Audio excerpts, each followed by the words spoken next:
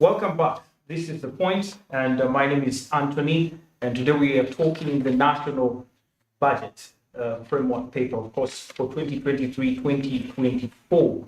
Now, there have been significant cuts. Overall, the budget has gone up to 49.9 trillion from 48 trillion. However, looking at the programs and the sub-programs within the budget, there have been significant cuts on most and big cuts, especially on key sectors. And Mr. Patrick, I want to bring you here in on first of all tourism. Let's look at tourism in the third least funded NDP3 program.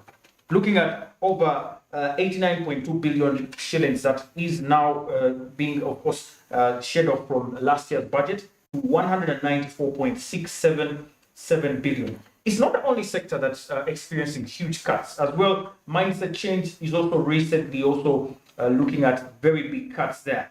Are these cuts justified? First of all, when do we have a cut, and how do we actually measure whether a certain cut is necessary or not?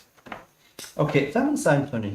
I think for our viewers out there, we need to appreciate, much as we are saying there are budget cuts. Budget cuts are coming in, not that government intends to cut, but to me, I believe the situation warrants it. I'll be mindful that our public debt is rising every day. Be mindful that as a country, we are not mobilizing enough domestic resources. Be mindful as a country that we have lots of obligations that we need to adhere to. When you look at our budget, yes, it's increasing. Then again, we are asking ourselves, much as the budget is increasing, there are budget cuts coming in. Now, what we should be interrogating is, where are the cuts being manifested? One of the things that you mentioned is tourism. I'm really disappointed because if you look at the tourism budget, in this current financial year, it's 194.7 billion, Yes. which it's not even one of the most funded programs. They're already earning little, and yet tourism is one of the biggest foreign exchange earners to this country. And look at the time, and now we're looking at a projection in financial 23-24, where the tourism program, it's projected. It's still a projection, so we can't conclusively say this is what the Minister of Finance will be reading in June this year. So it's still a projection of it's reducing up to 21.9 billion, which is a massive budget cut. And it's coming at a time which is so unique when this CNN is airing out that Uganda is one of the countries where people should be visiting. So imagine, we are out there being marketed as a very good tourist destination. And as a country, we are not feeding the cow that gives us the milk. Tourism has a very huge potential to generate enough revenue and foreign exchange for this country. But what are those things that we would require? No, the issues of conservation, because someone will say that tourism is more or less private led.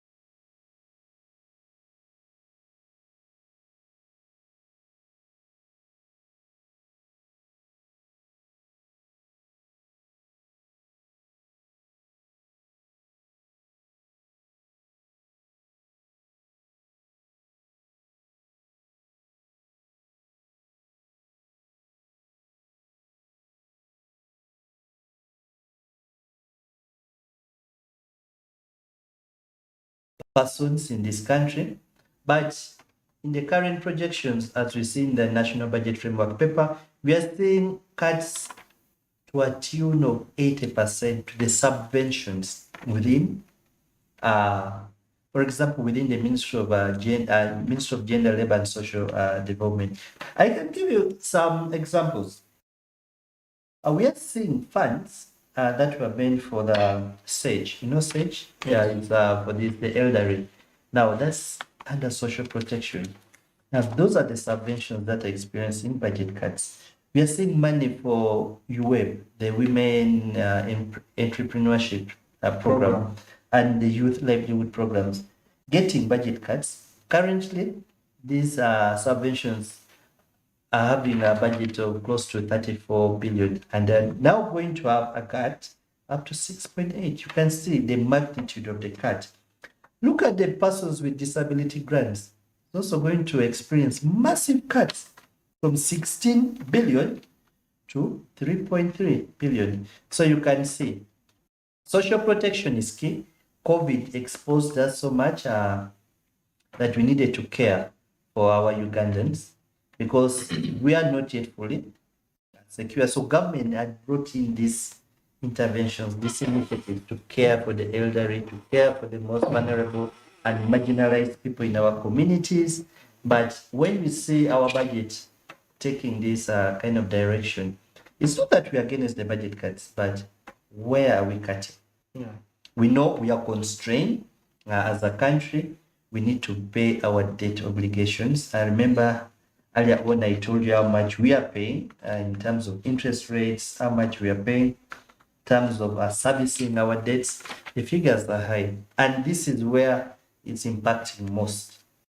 So budget cuts are there, but again, as we maneuver through the issues of budget cuts, we know also government has lots. The cost of running government is so high. We have entities that are having duplicated functions.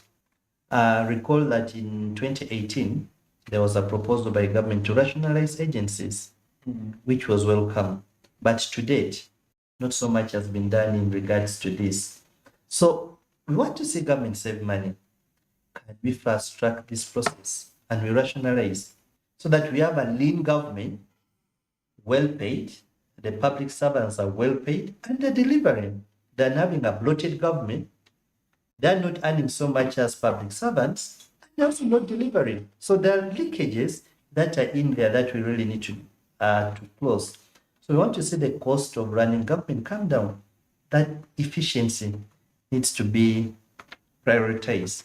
So that can only be achieved also through cuts in the budgets. So at times when someone just says monies for this program is being cut, remember during COVID, there was that initiative that came forth from government taking out the wasteful expenditures, the austerity measures that were taken.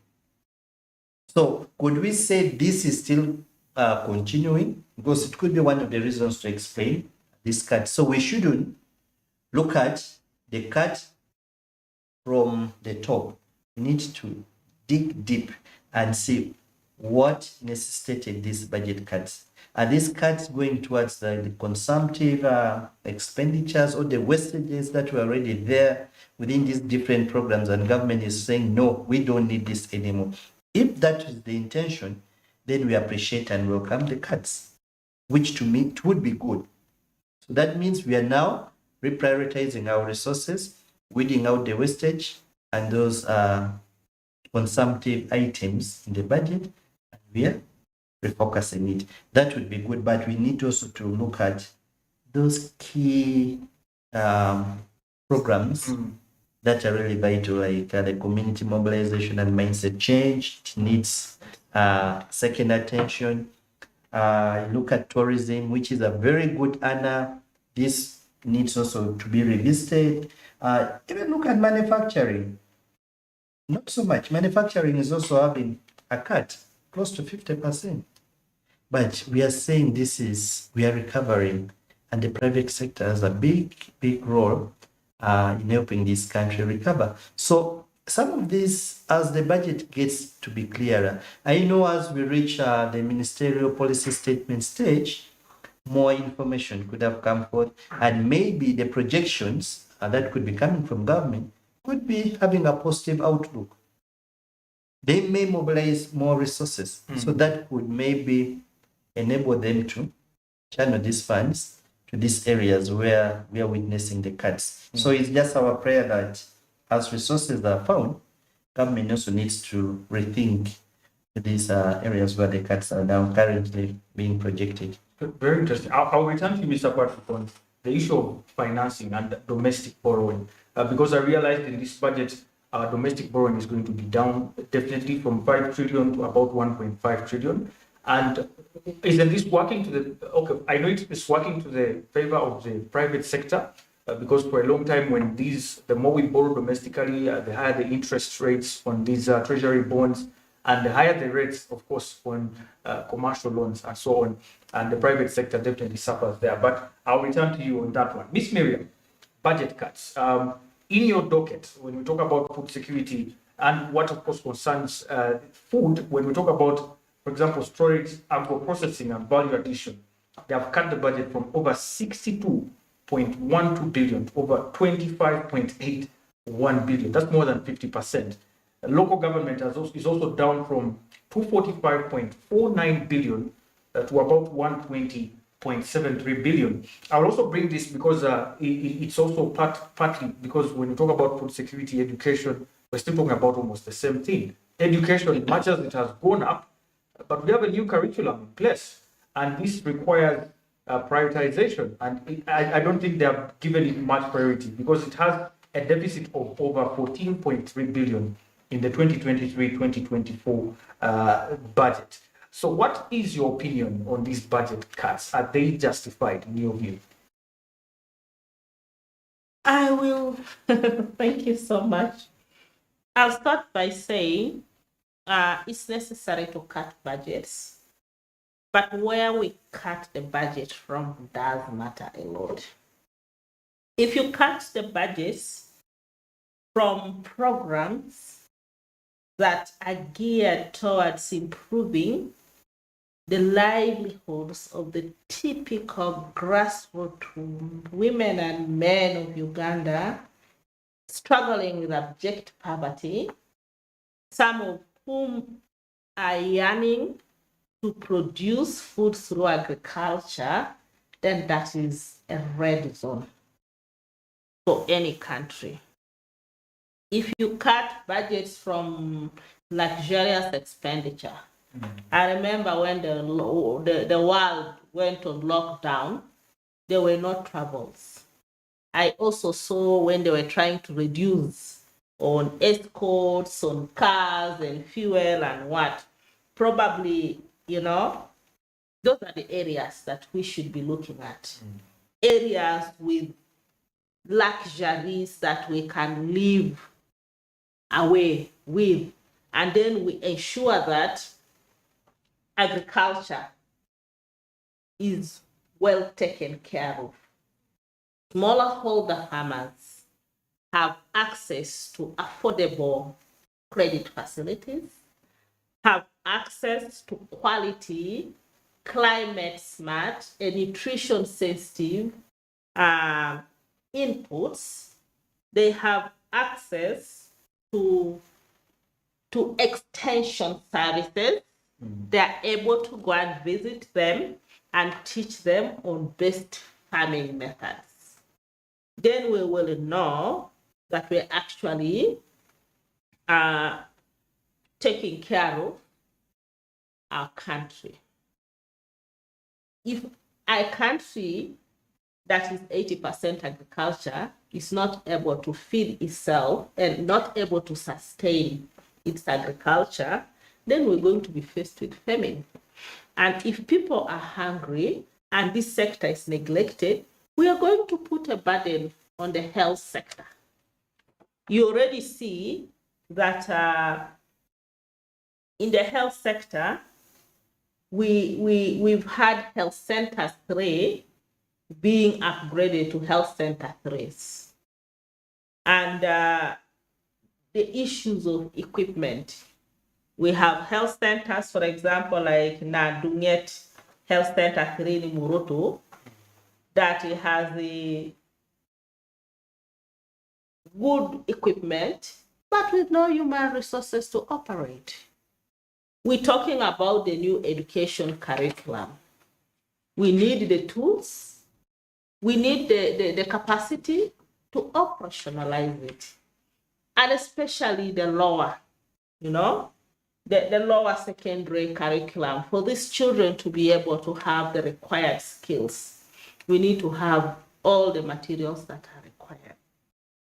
Yes, I agree to budget cuts, but where the cut comes from is my concern, and the concern of every taxpayer, and the concern of the grassroots people. When they see that agro-processing, when you compromise agro-processing, then you're going to have substandard machineries that will have metals dropping in the food that they are going to grind. We're already struggling when we talk about food fortification, industrial fortification. How many of our agro processors are able to afford forticants? But if they have access to affordable credit and agro inputs, then we'll see food fortification going in, and we'll see our people not suffering from hidden hunger. Hidden hunger is when you lack vitamins, zinc and iron in your body. You're eating to fill your stomach and not to nourish your body. So it's justified for the government to cut budgets from those sectors, from those programs that we can pack like we packed them during the lockdown, and prioritize on sectors that are the heart of securing the future and guaranteeing our food and nutrition security. The Ukraine war was another shocker. As we sit here right now, the price of beans has gone high. The price of sugar. Last weekend, beans was 4,500. Today, as we sit, is 5,000 in some other places, 4,500. The portion has gone up. So we are hoping that the rains will come soon. Otherwise, the people start having 1 meal a day. Government is saying most of these price inflation. You're looking at things that are outside government's control. I'm glad you mentioned the Russia-Ukrainian war, which affected supply chain disruptions. Yes. Disrupted the supply chains. And you saw wheat prices going up, the president advising us to use cassava and so on. So aren't we really saying government is doing its best and there's nothing much? Excuse me, Anthony. Let's not even talk about, yes, those shocks. If we had our food reserves, that shock would not be an issue for us. If we go back until my late father was a peasant farmer, and I used to see people come to our home to line to receive food during the prolonged dry spells. So as a young girl, I would climb in the granary to get the granules, the millet, and this to be given to the elderly, most especially. So now when I travel, you hardly see granaries. And those were like, we in Teso, we peel the sweet potatoes in plenty, is dried and is eaten during that time as we wait for the next harvest. So at household levels, we need to promote storage. Yeah. At community level, I think if we are to talk about food and nutrition security, every sub-county at worst needed to have a post-harvest facility. As Action Against Hunger, we've tried to provide in some of the districts where we work in.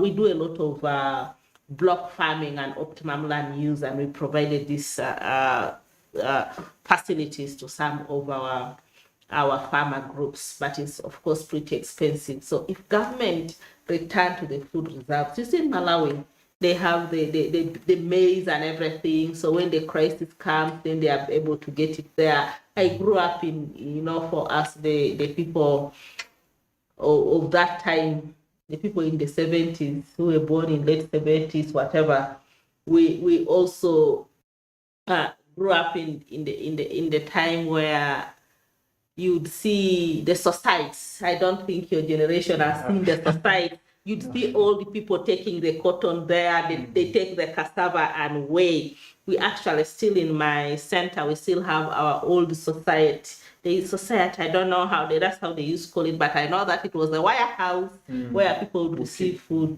would keep food. So those cooperatives, I also grew up in the times of the cooperatives. And so then the value addition as well. The value addition. Because when we talk about storage, sometimes it comes along with value addition. Absolutely. The milk can be powdered, there are different things we could do with the matoke and with the solar dryers during, it's a very interesting country.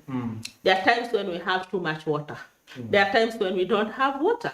So how do we, keep that water? At Action Against Hunger, we have constructed the valley dams, the water reservoirs in households, so that our refugees and host communities are able to have food, fresh vegetables throughout the year. So those approaches and models have to be promoted everywhere, The districts that used to be our food baskets. I was in Chukube around November, but I saw people buying food from the garden, maize from the garden before it's harvested, strengthening the policy and legal framework.